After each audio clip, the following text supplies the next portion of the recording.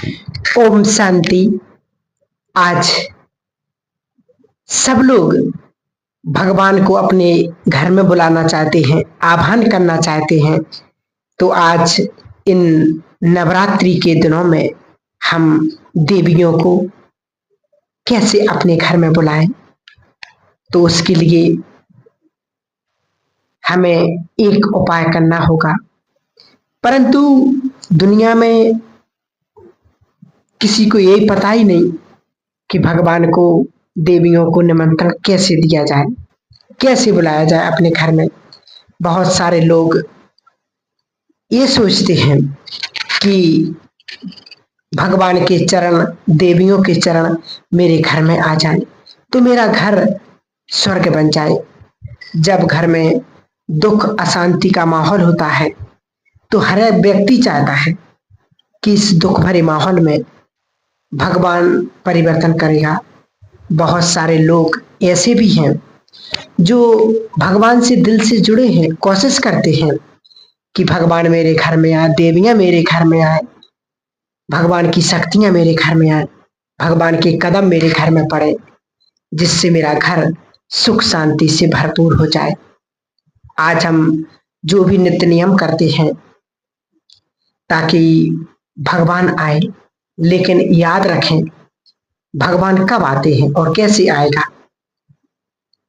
और आपकी कौन सी एक विधि देवियों को आपको घर में आने के लिए मजबूर कर देगी।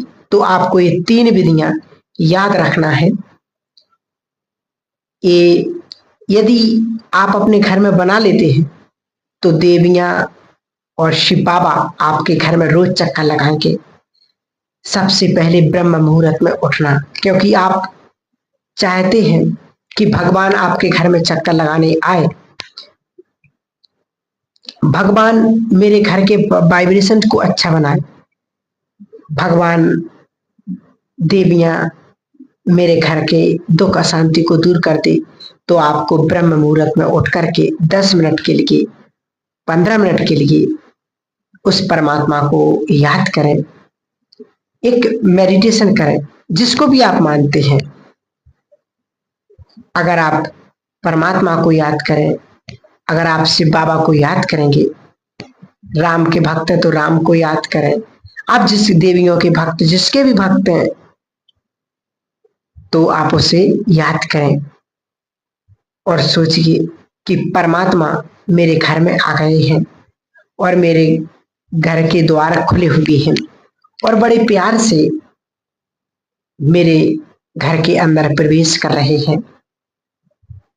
तो पहले तो मेरी दहलीज शुद्ध हो गई, दूसरा जब वो घर के अंदर आए तो मेरा घर पावन हो गया।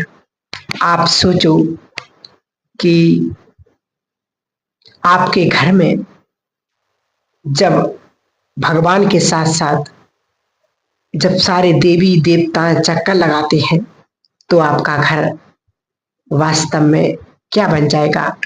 स्वर्ग बन जाएगा, मंदिर बन जाएगा। और हम सब चाहते भी हैं कि हमारा घर स्वर्ग बन जाए। जब आप भगवान को निमंत्रण देते हैं तो भगवान आपके घर में चक्कर लगाते हैं। तो भगवान कब चक्कर लगाते हैं? वो भी ब्रह्म मुहूर्त में। हम क्या समझते हैं कि अरे सुबह सुबह मीठी नींद बहुत आती है, कौन उठे सवेरे? क्योंकि भगवान आपके त्याग को, तपस्या को देखता है। आज का समय, आज की इस युग की स्थिति ऐसी हो चुकी है कि गांवों में तो फिर भी ठीक है कि सुबह लोग उठ जाते हैं, स्नान ध्यान कर करके भगवान का ध्यान करते हैं, देवियों की पूजा करते हैं, अगरबत्ती लगाते, पूजा पाठ करते। परंतु ज्यादातर बड़े बड़े शहरों में, बड़े बड़े घरों में लोग 12 बजे, 1-1 बजे सोते हैं और सुबह 8 और 10-10 बजे तक उठते हैं। तो सोचो उस घर का माहौल, उस घर का वायुमंडल कैसा होगा? क्या उस घर में भगवान आएंगे? नहीं ना, क्योंकि उस घर का माहौल ही अशुद्ध हो गया है। वहां के वाइब्रेशन ही नेगेटिव हो चुके हैं। आलस्य भरे, अशुद्धि, ना कोई नियम, ना कोई मर्यादा, कब उठना कब सोना, कोई नियम नहीं। तो सोचो क्या उस घर में भगवान आएंगे? उस घर की सुख शांति आ सकती है क्या? नहीं आएगी। उस घर में बीमारियां, समस्याएं, तकलीफें दूर होंगी? नहीं होंगी। क्यों? क्योंकि वहां का वातावरण, वहां का जो वायुमंडल है वो अपवित्र है, शुद्ध नहीं है। तो वहां पर भगवान नहीं आएगा। तो सबसे पहला काम तो हमें यही करना है कि हमें भगवान को अगर अपने घर में बुलाना है तो सबसे पहले हमें अपने नियमों को, हमें जो ब्रह्म मुहूर्त का समय है, अपने घर में साफ सफाई, शुद्धता, सुबह नहा धोकर तैयार होकर जब हम उसका दिल से आह्वान करेंगे, 10 से 15 मिनट योग मेडिटेशन करेंगे, तो निश्चित ही भगवान आएगा और हमारे घर में सुख शांति की बरसात करेगा। तो सबसे पहला तो काम हमें ये करना है। और अगर हम त्याग करके उठते हैं तो निश्चित है कि भगवान हमें फल भी जरूर देगा। लेकिन हमने त्याग किया ही नहीं तो भगवान फल कैसे देगा?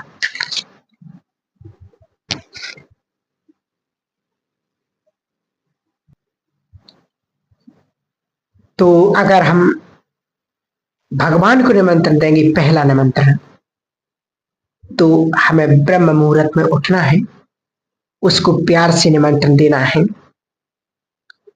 ये निश्चित बात है, उसको यदि हम दिल से बुलाएंगे कि बाबा परमात्मा मेरे घर में आओ और मेरे घर को पावन बनाओ, मैं आपका बच्चा बड़े प्यार से आपको बुलाता हूँ और आप मुझे आकर के शक्तियों से भरपूर करो, घर की नेगेटिविटी को समाप्त करो, तो निश्चित ही वो परमात्मा आएगा और हमारे घर में सुख शांति आने लगेगी।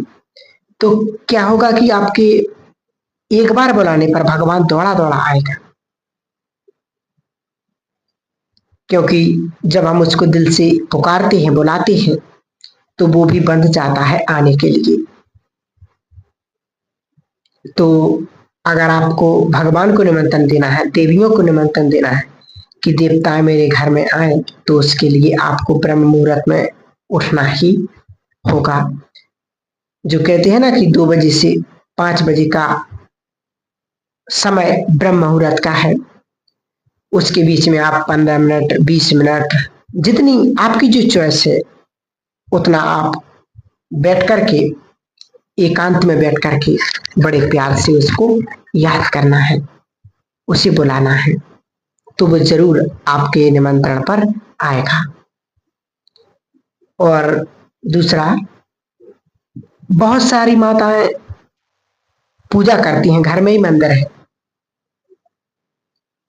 तो आप अपने मंदिर की पूजा का टाइम 5 से 7 बजे तक कर लीजिए। बहुत सारे लोग हैं जो 7 बजे उठते हैं, 9 बजे जाते हैं। तो सोचो कि जो बड़े बड़े मंदिर हैं, उन मंदिरों की पूजा 5 से 7 के बीच में हो जाती, लेकिन आप अपने घर की पूजा कब कर रहे हैं? जब कुंभकर्ण जाग रहे 10 बजे, तो भगवान कैसे आएगा? क्योंकि भगवान हमसे मिलने कब आता है? 5 से 7 के बीच में। तो हम तो उस समय सो रहे थी, हम 7 बजे उठे और नहाया धोया तो 10 बज जाते हैं। तो हमें कई बार ये भी सोचते कि बच्चों को कोचिंग जाना, स्कूल जाना है, तो बिना नहाए ही हम किचन में चले जाते हैं और खाना बनाने लगते हैं, तो इसमें भी अशुद्धता होती है।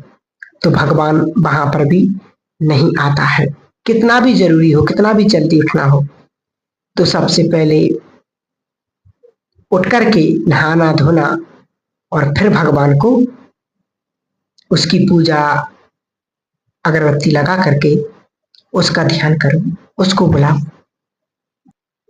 तो आपके घर का जो माहौल है उसका शुद्धिकरण हो जाएगा। क्योंकि जब हम भगवान को याद करेंगे और जब हम बच्चे के भोजन को, नाश्ता को बनाने के लिए गए, तो वह भंडारा भी, वो भोजन भी क्या बन जाएगा, प्रसाद बन जाएगा। क्या करते हैं हम कि बिना नहाए हम किचन में जाते हैं और फट से भोजन बना करके, नाश्ता बना करके तैयार कर देते हैं, तो वो अशुद्धता हो जाती है। क्या आप बच्चे की मानसिकता को परिवर्तन कर सकते? नहीं कर सकते हैं। इसलिए मुझे क्या करना है, जो सुबह की पूजा है, बहुत सारे माताएं बहनें जो सुबह पूजा करती हैं, जो मेडिटेशन करते, वो तो सुबह उठकर 5 से 7, 4 से 5, 3 से 5 उठ करके मेडिटेशन करते हैं, जो बाबा के बच्चे हैं। लेकिन जो पूजा पाठ करते हैं उनके लिए 5 से 7 जरूर उठ करके हम भगवान को याद करें, उसको बुलाना है। और जो दुकान आदि करते हैं उनके लिए भगवान को बुलाना 5 से 7 है कि हम अपने दुकान में जाएं, सबसे पहले नहा धोकर, भले बाद में खोलो लेकिन पहले जाओ और वहां पर उसको निमंत्रण दो, बुलाओ, अगरबत्ती लगाओ, उसको 5 मिनट 10 मिनट याद करो, ध्यान करो, तो निश्चित ही भगवान आएगा और आपके कारोबार में बरकत होने लगेगी, सफलता प्राप्त होने लगेगी। क्योंकि जो सुबह का वातावरण होता है वो बहुत शुद्ध होता है। इसलिए हमें सुबह उठ करके जरूर उस परमात्मा को याद करना चाहिए। और तीसरा है नुमा शाम का योग।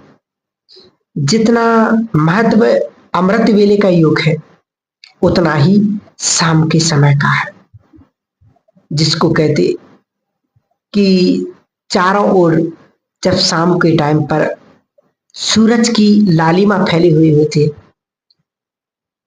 वो जब चारों तरफ फैलती है, उस वक्त हम भगवान को याद करते हैं, उसको अपने घर में बुलाते हैं, निमंत्रण देते हैं। उस वक्त भी भगवान हमारे घर में चक्कर लगाता है।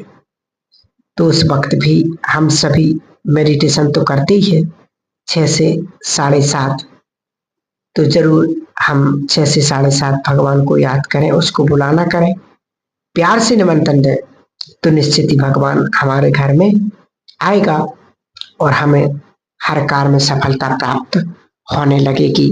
तो इस प्रकार से हम इन 9 देवियों को भी 9 दिन जब सुबह उठना शुरू कर देंगे तो आपके जीवन में बरकत, आपके जीवन में सुख शांति, आपके घर में सब कुछ अच्छा अच्छा होने लगेगा। तो जरूर आप इन नवरात्रि के पावन दिनों में उस परमात्मा को, उन देवियों को अपने घर में यदि बुलाना चाहते हैं तो आप जरूर 1 काम 3 काम जरूर करें, निश्चित ही आपको सफलता प्राप्त होने लगेगी।